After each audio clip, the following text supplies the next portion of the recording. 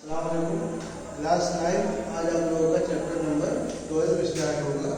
Chapter number 12 थोड़ा आसान है, 2 ही एक्सरसाइज है, तो 3 दिन में खत्म हो जाएगा। इसलिए आप लोगों से उम्मीद है कि आप लोग इसको सही से पढ़ेंगे और समझने की कोशिश करेंगे। अब हमें क्लास 9 सिर्फ 3 चैप्टर और पढ़ने हैं। एक है हिरोन का सूत्र, दूसरा है वृत्त और तीसरा है प्रायिकता।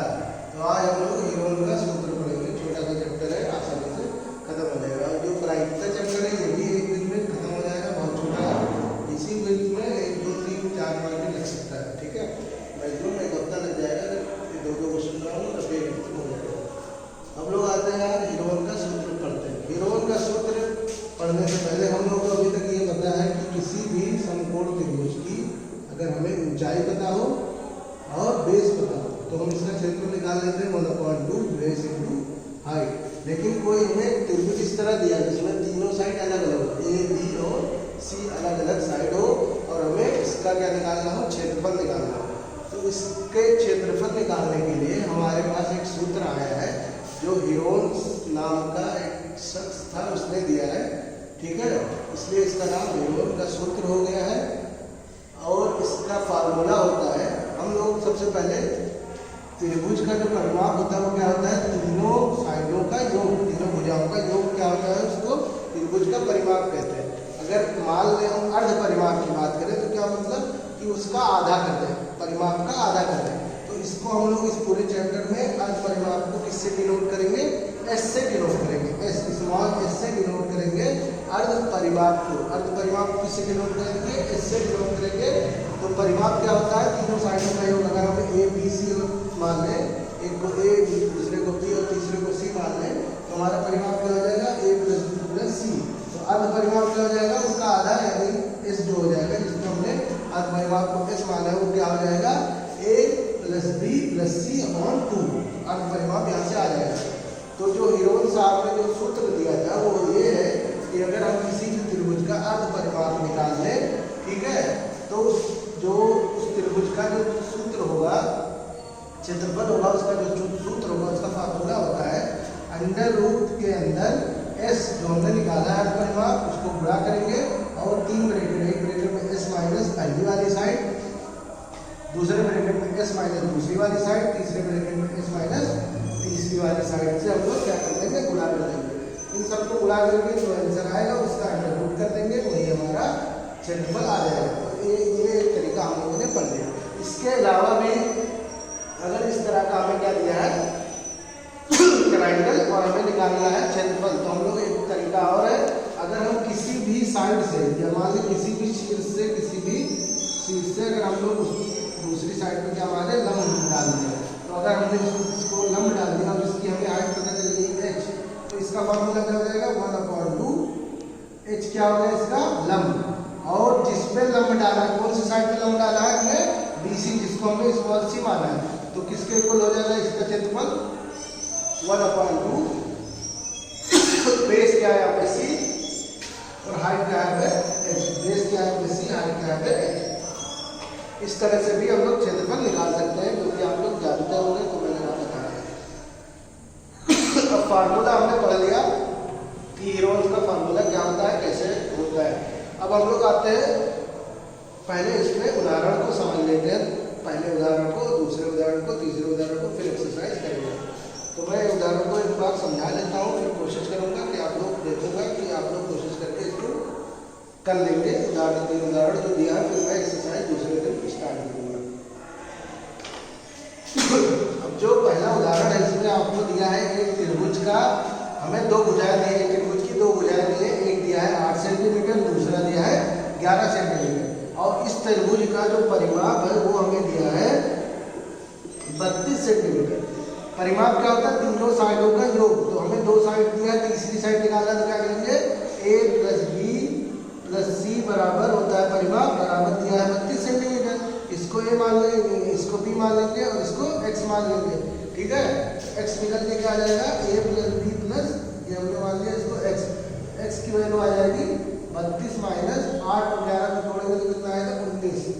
32 माइनस 19 बराबर x बराबर आ जाएगा आपका 13 सेंटीमीटर। x की वैल्यू आ गई आपकी 13 सेंटीमीटर। अब हम लोग क्या करेंगे, फार्मूला लगाने के लिए, क्योंकि हमें इस त्रिभुज का क्या निकालना है, तीसरी साइड निकालने के बाद हमें इसका क्या निकालना है, क्षेत्रफल निकालना है। क्षेत्रफल के लिए हमें क्या निकालना पड़ेगा, सबसे पहले एस, क्योंकि हमें परिमाप दिया है 32 और अर्ध परिमाप क्या होता है, इसका आधा, तो हम क्या करेंगे, डायरेक्ट अर्ध परिमाप क्या हो जाएगा, 32/2 यानी 16 सेंटीमीटर।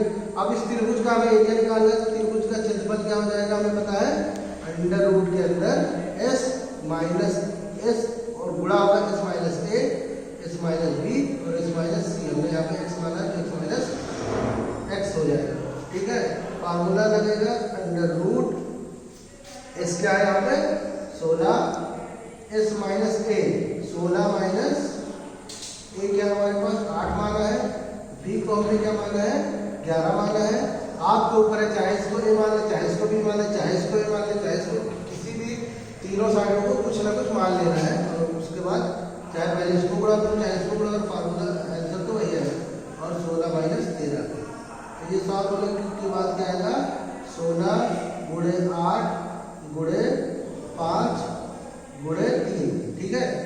जो पेयर बन जाएगा, इसका पेयर वो बाहर आ जाएगा, इसका पेयर नहीं बनेगा, वो अंदर ही रहेगा। तो इसमें हमें दिख रहा है, 16 को लिख सकते हैं 8 गुणे, या 16 का हमें अंडर रूट पता है, 16 को हम क्या कर देंगे, बाहर कर देंगे, यानी 16 का अंडर रूट हो गया 4।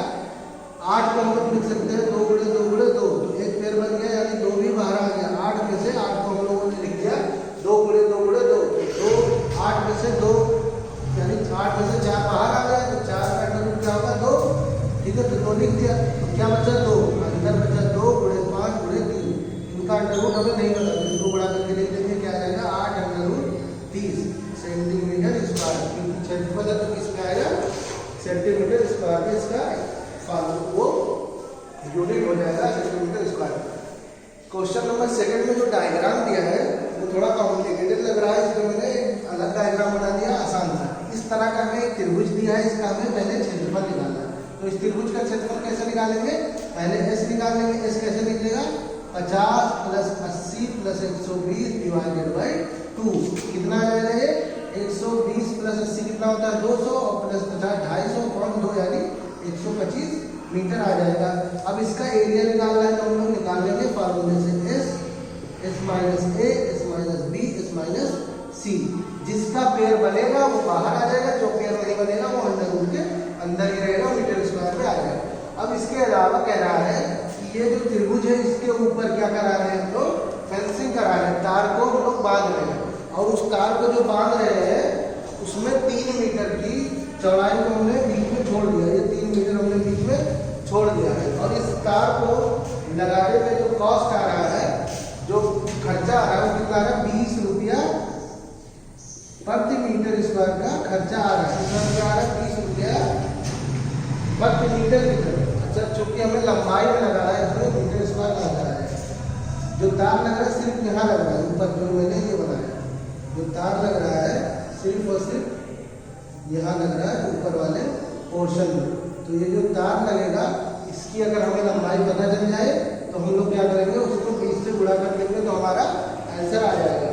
तो इस क्वेश्चन को करने के लिए, इसकी कॉस्ट निकालने के लिए हम क्या निकालेंगे, जो तार है उसकी लंबाई, तो तार की लंबाई क्या आ जाएगी, ये यानी 50 मीटर, ये यानी 80 मीटर और ये यानी 120 माइनस 3, क्योंकि 3 मीटर का फाटक हम लोग खोल लेंगे बीच में। तो क्या हो जाएगा 120 में से हम लोग 3 मीटर घटा देंगे, या टोटल में से 3 मीटर घटा देंगे, ठीक है। तो तार की लंबाई क्या हो जाएगी 50 प्लस 80 प्लस 120 और माइनस का 3 मीटर हम लोग घटा देंगे, क्योंकि बीच में हम लोग यहाँ 3 मीटर में तार नहीं लगा रहे। तो इसकी जो लंबाई हो जाएगी तार की, हो जाएगा 247 मीटर। 247 मीटर तार की लंबाई हो जाएगी। और हमें पता है 1 मीटर की जो कॉस्ट है तार की, वो कितनी है 20 रुपया। तो टोटल इतने मीटर की कॉस्ट क्या हो जाएगी, हम लोग टोटल कुल लागत जो आएगी वो आ जाएगी 247 गुणे 20, ये रुपये में आंसर आ जाएगा, ठीक है। ये अलग चीज़ है, ये अलग क्वेश्चन है। एरिया हम लोग ऐसे सिंपल से निकाल लेंगे, और जो इस तार की जो कॉस्ट है वो निकालने के लिए हमें क्या करना पड़ेगा, तार की लंबाई निकाल लेंगे, ये प्लस ये माइनस 3 मीटर क्योंकि बीच में खुला है, तो माइनस 3 मीटर करके, और 20 रुपये प्रति मीटर का हमें कॉस्ट दिया है, तो थोड़ी आएगा लंबाई उसको 20 से गुणा कर देंगे। अब इसका जो उदाहरण नंबर 3 है वो बहुत आसान है, इसको मैं थोड़ा सा बता देता हूँ, आप लोग फौरन समझ जाएंगे। तीसरे में कह रहा है, तीसरे उदाहरण में कि जो त्रिभुज है उसका हमें अनुपात दिया है 3:5:7, अनुपात दिया 3:5:7 और इसका परिमाप दिया है कितना 300 मीटर। तो क्या करेंगे, जब भी अनुपात दिया होगा तो हम लोग क्या करते हैं, किसी एक वेरिएबल से गुणा करके तीनों की वैल्यू मान लेते हैं। तो ये हो जाएगा, एक माना त्रिभुज की भुजाएं बराबर 3x, 5x और 7x। हमें परिमाप दिया है 300, तो त्रिभुज का परिमाप क्या होगा, त्रिभुज का परिमाप बराबर 300 में दिया है। और परिमाप कैसे निकलता है, जो हम तीनों साइडों को जोड़ते हैं, तो 3x + 5x + 7x बराबर 300। यहाँ से x की वैल्यू आ जाएगी, यहाँ से x की वैल्यू आ जाएगी, हम लोग निकालेंगे तो 20 आ जाएगा। x की वैल्यू क्या आ जाएगा 20। जब x की वैल्यू 20 आ जाएगी तो हमें तीनों भुजाएं पता चल जाएगी, एक हो जाएगा 60, दूसरा हो जाएगा 100 और तीसरा हो जाएगा 140। हमें तीनों भुजाएं पता चल जाएगी तो हम इसका एरिया आसानी से निकाल सकते हैं।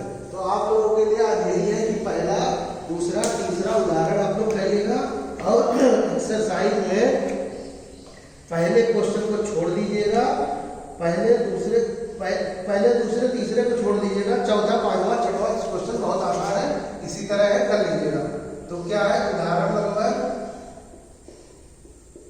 1, 2 और 3 और एक्सरसाइज 12.1 का आप लोगों को चौथा, पांचवा और छठवां क्वेश्चन करना है। पहला, दूसरा, तीसरा मैं बता दूंगा और चौथा, पांचवा, छठवें में भी किसी को कोई दिक्कत होगी तो वो भी मैं कल बता दूंगा। कल पहले एक्सरसाइज कंप्लीट हो जाएगी। अस्सलाम वालेकुम।